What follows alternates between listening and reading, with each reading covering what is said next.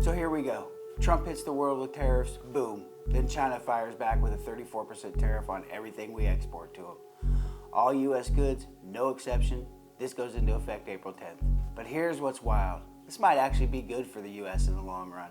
I know that sounds crazy, but stick with me. All right, here's the short version. Trump slaps steep tariffs on Chinese imports, and now China's hitting back with 34% tariffs on all US exports. That's everything from soybeans and beef to semiconductors, energy, automotive parts, even medical equipment. And these aren't small dollar items. In 2023, the US exported $151 billion in goods to China. So yeah, this move hurts, at least on paper. A lot of those exports, they've been declining since the original Trump tariff anyway. Back in 2018, Trump already slapped tariffs on these products. Take US soybeans, once our top export to China. Before tariffs, $14 billion. After, it's dropped to $7 billion now.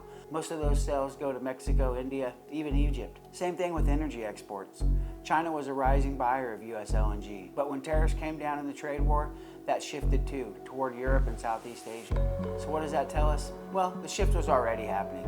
Now this 34% tariff, that just pushes American producers to go all in on new markets, and in some cases, bring production home, which amazingly enough is the reshoring Trump has been pushing for from the start. Now don't get me wrong, there's gonna be short-term pain. You can see that in the markets already. US farmers, they're gonna feel it.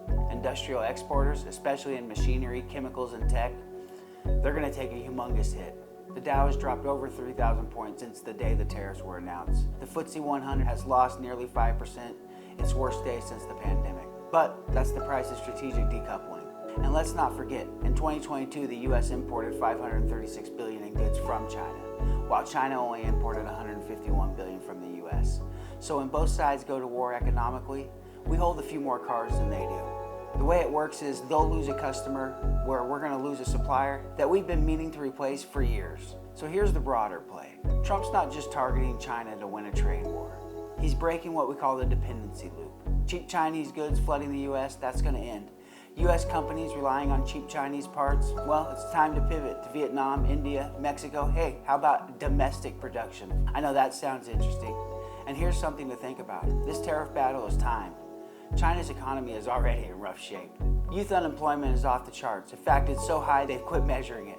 The housing market has been collapsing since the end of COVID. Global investors have been pulling out. Foreign direct investment hit nearly zero this year. So Trump's betting that now might be the best time to squeeze China. You know, when they're at their weakest.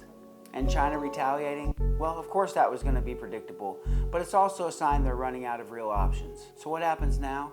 Well, this move might finally force American companies to do what they should have done 10 years ago. How about stop stalling and diversify supply chains? If we learned anything from COVID, it was that our supply chains suck. And for the US economy, yeah, it could mean some inflation, but it also means jobs, industrial policy, and reinvestment at home. We're already seeing new chip plants in Arizona, EV factories in Tennessee, more lithium refining in Nevada. This is what economic independence looks like. It's not always clean, it's definitely a little messy, and it's not going to be pain-free. But it's happening, and China has just accelerated it. So yeah, China's throwing down a 34% tariff like it's checkmate. But maybe it's just the start of a game we've already decided to stop playing.